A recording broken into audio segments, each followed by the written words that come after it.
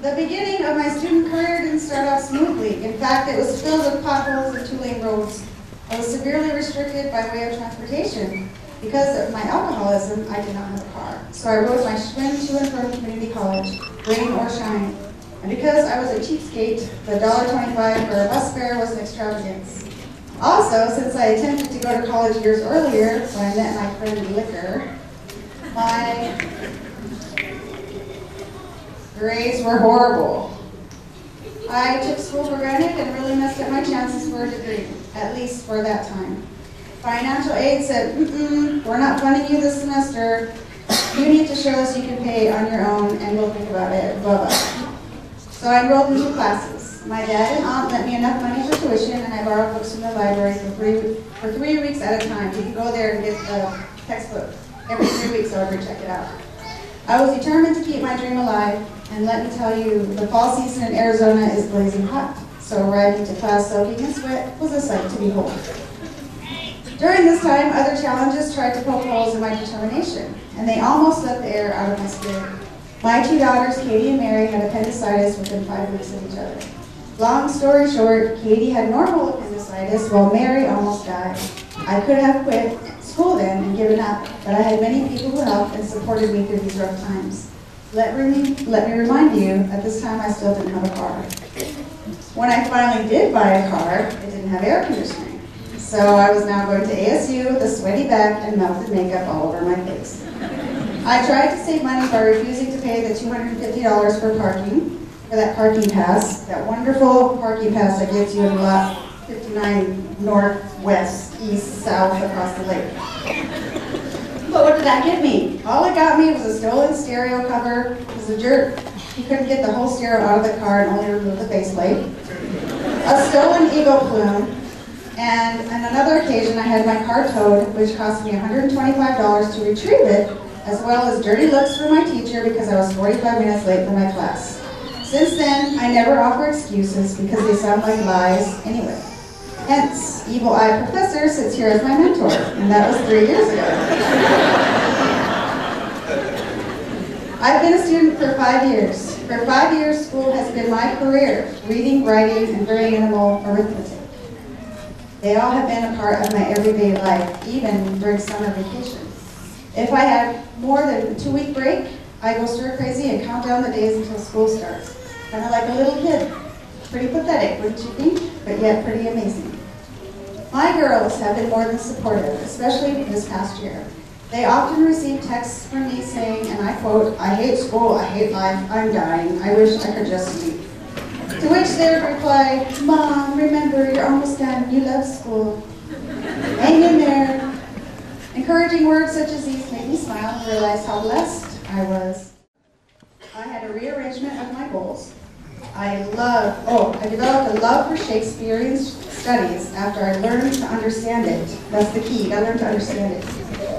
I met one of my inspirations, Sherman Alexie, who during my time at ASU became someone I wanted to emulate as a writer and an artist. I developed a deeper understanding of my Native American identity.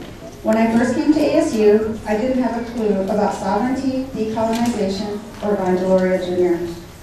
I developed great study habits up until this semester because, unfortunately, my brain accidentally checked out. Towards the end, I was just like, I also realized that raising kids and going to school can coexist. I realized there's no reason not to succeed. There just isn't. I mean, after what I've been through, there's nothing that you can't do. Why do I say that? Because if I can do it, anybody can. Accomplish this per se, I came to realize there are people who support me, there are people who support us even when we think we are completely alone. AISS became one of my saviors later in my college career. There were times when I felt completely out of my element. I was 40-year-old mother, for crying out loud, trying to fit in somewhere on this giant campus. Usually I kept to myself until I started to venture to Discovery Hall to, as Michael say, get free print cards, whatever. I was really going there to feel a sense of home, community, and find a haven.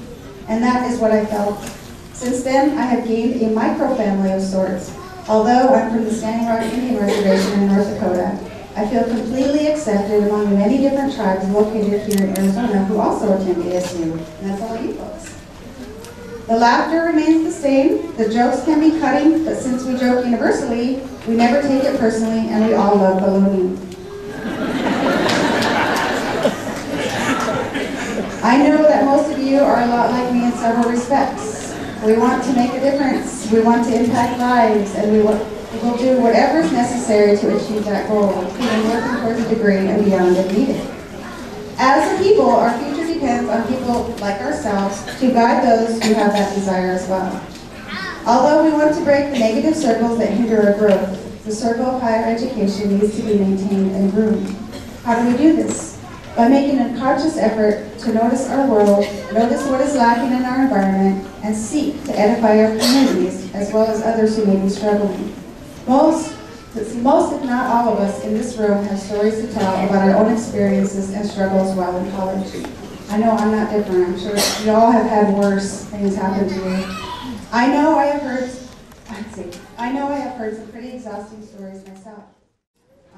But that's just part of it. I had some who cared about my writing and some who cared about their own writing. But I still took something away from every educator I had here at ASU. I have aspirations to teach here someday and instill the same passions about English literature and creative writing in natives as I have.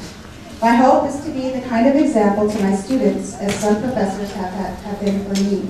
We need more examples in our world. Examples like the ones you are setting by sitting here in your caps and gowns. By the way, I forgot my cap and gown at home. I'm wearing one from my box. You are showing those who came before you that you too can earn a degree, and you are showing those who come after you look what you can do. It is a proud day for us graduates. It's an honor to be among all of you. Thank you.